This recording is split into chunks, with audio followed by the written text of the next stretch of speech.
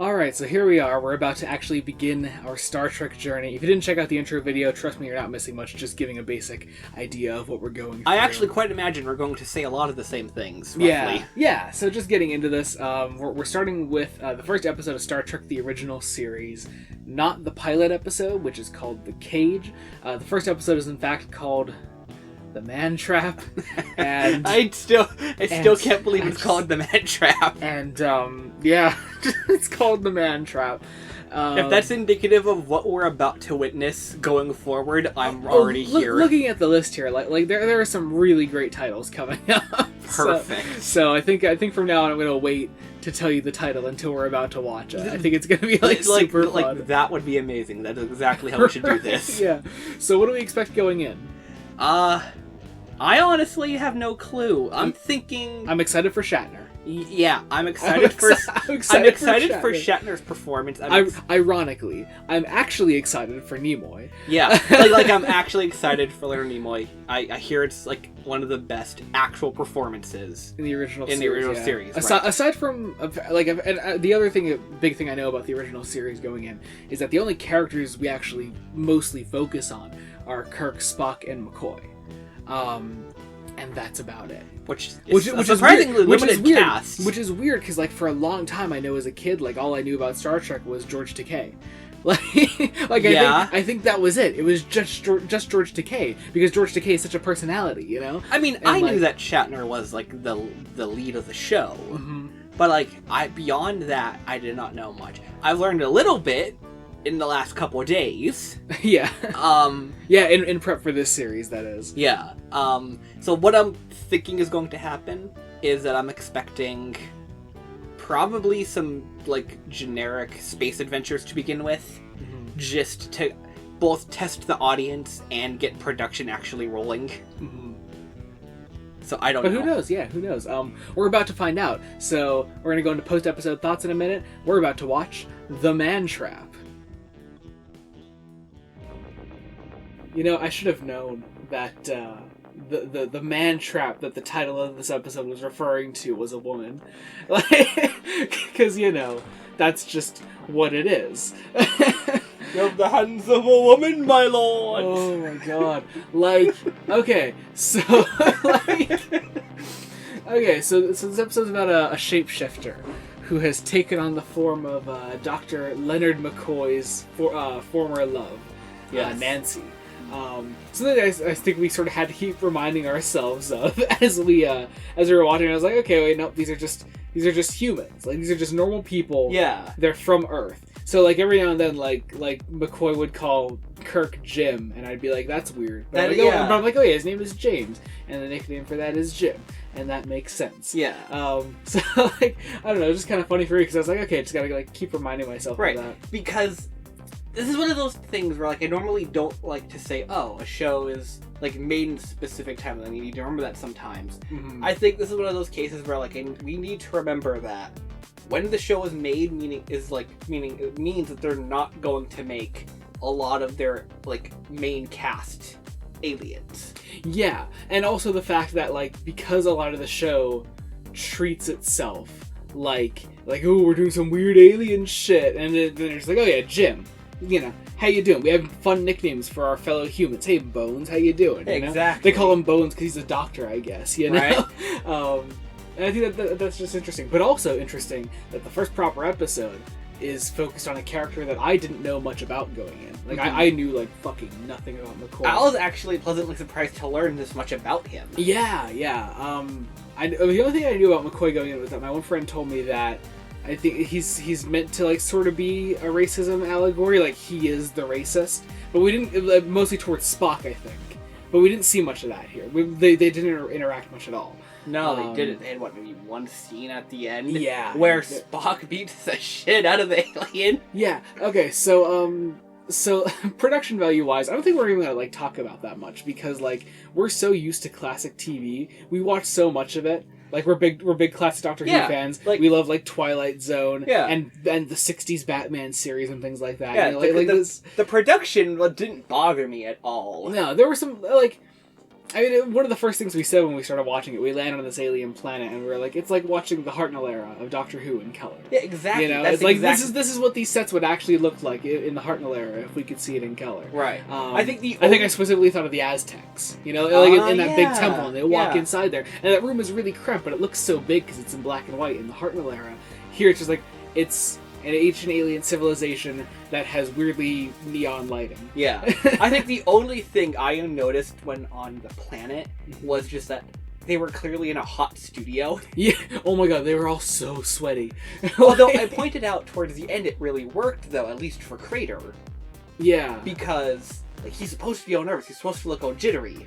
Yeah. And like him sweating profusely really works. Yeah, yeah. On this shapeshifter character, they said the name of the alien, but I can't think of what it is. I don't remember what it was called. This shapeshifter character, they show like the true form of this shapeshifter at the end. I thought it actually looked really cool. Like I really liked the costume of that. I was really impressed with that. Yeah. But on the characters of this, so we knew Shatner was going to be Shatner. Yeah. Like. He has the weirdest moments in this whole episode.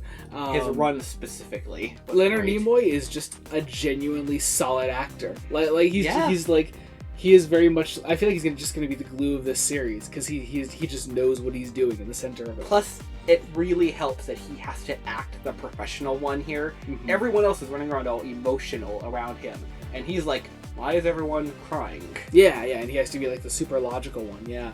And again, on McCoy, we talked about McCoy a little bit at the beginning, but like I knew like nothing about him going in.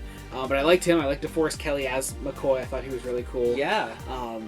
Just a really cool character that I'm excited to see more about as we go further.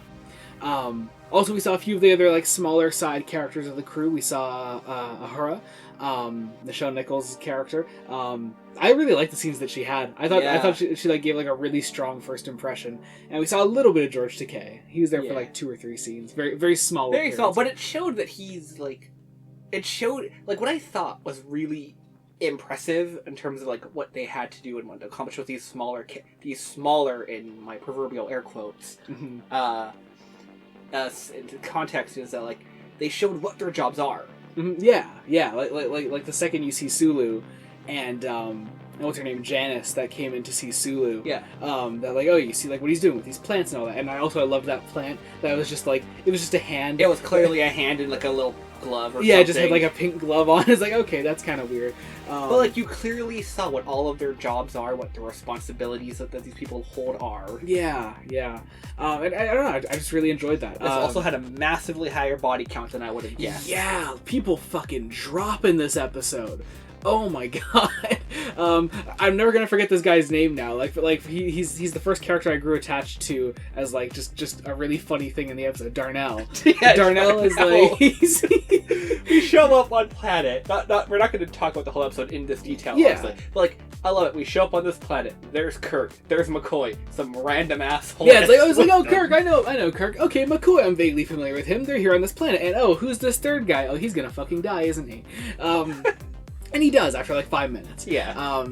So one weird thing that bringing us around to that, when they all first meet the shapeshifter character, the idea is that she is Nancy. She is Dr. McCoy's old flame, and she's now married to the other guy, and she goes to meet Kirk, McCoy, and Darnell. I think it's more that they happen to meet her first before they meet Crater. Yeah. Well, interestingly, they meet her, and they all see her in a different form at the same time.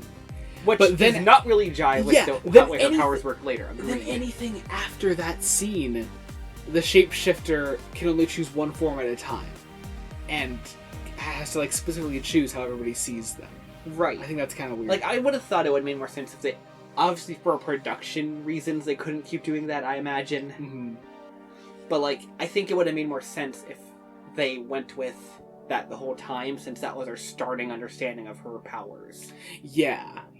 But I mean, it's weird. It's a weird little, like, inconsistency in the episode, but I didn't mind it. You know? No. You just kind of go, okay, that happens. Yeah.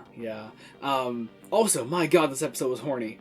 Oh my god, yeah. Wow. I mean, like 60s television had a tendency, but at the same time I don't think I was expecting this much right in the first episode. No, definitely not out of the first episode. Like Darnell sees Nancy as like this super young, like blonde, attractive woman, and they like run in off. a totally different dress. I'd like to point out. Yeah, and they run off together, and then the next thing you see, like she's there in a different form, and Darnell is dead. Actually, more specifically, she's now Nancy as she would have actually looked, as compared to the younger Nancy. Yeah. Also, just I don't know. What did you make of the salt thing? Like it had to survive off salt. I think it makes sense for the episode, but like the one thing I thought about as I'm watching the episode, right? I'm sure no one else cares. Maybe it was just me. Mm-hmm. But I was thinking, like, if I was like life on this planet, like I had to evolve, why would I evolve a need for salt on a planet that clearly has none? Yeah. What did they say? They had like 25 pounds with them when they first got down there. Yeah. Like, and that was it. And then they had this tiny jar, just a little bit of salt. Like, no, like how long have they been there? He said 5 years. Like, that's not gonna last 5. That's all that you need to survive. At least the shapeshifter needs to survive. Like, how does that make any sense? Right. Like I was just thinking, like, even evolutionary, like this thing had to live on that planet before, right? Yeah. So, what was it getting salt from? I don't know. Before Nancy, that is. But also, I mean, I guess it's not a huge mystery. Apparently, the shapeshifter is the last of its kind. I mean, if they need salt to survive, and apparently there's like none around, I don't think it's a mystery why it's going extinct.